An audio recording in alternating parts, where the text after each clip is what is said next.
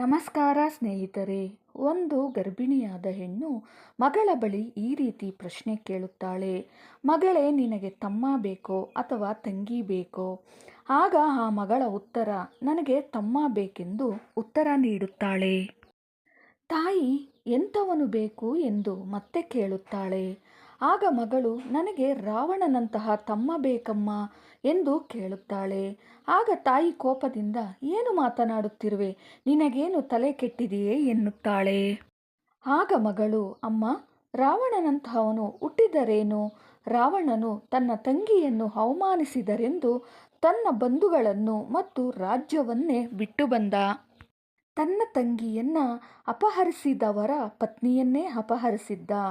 ಆದರೆ ಆಕೆಯನ್ನು ಎಂದೂ ಸಹ ಮುಟ್ಟಲಿಲ್ಲ.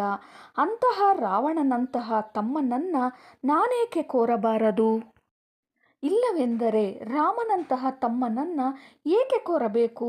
ತನ್ನ ನೆರಳಿನಂತೆ ಜೊತೆಯಲ್ಲಿದ್ದ ಸೀತಾ ಮಾತೆಯನ್ನ ಗರ್ಭವತಿ ಎಂದು ಸಹ ನೋಡದೆ ಒಬ್ಬ ರಜಕನ ಮಾತನ್ನು ಕೇಳಿ ಅಗ್ನಿ ಪರೀಕ್ಷೆ ಇಟ್ಟನಲ್ಲ.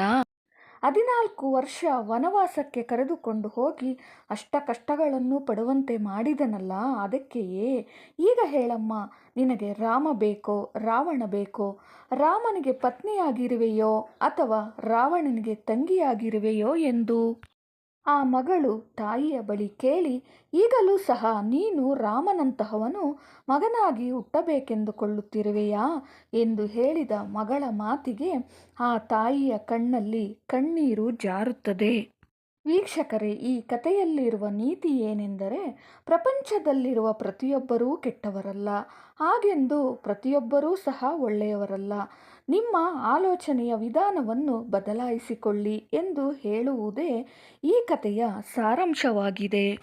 ದೇವಸ್ಥಾನಕ್ಕೆ ಹೋಗುವವರೆಲ್ಲ ಗುಣವಂತರಲ್ಲ, ಹಾಗೆ ಬಾರಿಗೆ ಹೋದ ಪ್ರತಿಯೊಬ್ಬರೂ ಕೆಟ್ಟವರಲ್ಲ. ಜೀವನದ ಸತ್ಯ ಏನೆಂದರೆ, ದೇವಸ್ಥಾನ ಎನ್ನುವುದು ತುಂಬ ಆಶ್ಚರ್ಯಕರವಾದಂತಹ ಒಂದು ಸ್ಥಳ. ಏಕೆಂದರೆ ಅಲ್ಲಿ ಬಡವನು ದೇವಸ್ಥಾನದ ಆಚೆ ಭಿಕ್ಷೆ ಬೇಡಿಕೊಳ್ಳುತ್ತಾನೆ, ಆದರೆ ಶ್ರೀಮಂತನು ದೇವಸ್ಥಾನದ ಒಳಗೆ ದೇವರಲ್ಲಿ ಭಿಕ್ಷೆ ಬೇಡಿಕೊಳ್ಳುತ್ತಾನೆ ಅಷ್ಟೇ. ಸ್ನೇಹಿತರೆ, ಈ ವಿಡಿಯೋ ಇಷ್ಟವಾದರೆ ಲೈಕ್ ಮಾಡಿ, ಶೇರ್ ಮಾಡಿ, ಸಬ್ಸ್ಕ್ರೈಬ್ ಮಾಡಿಕೊಳ್ಳಿ. ಮುಂದಿನ ವಿಡಿಯೋದಲ್ಲಿ ಸಿಗೋಣ. ಧನ್ಯವಾದಗಳು.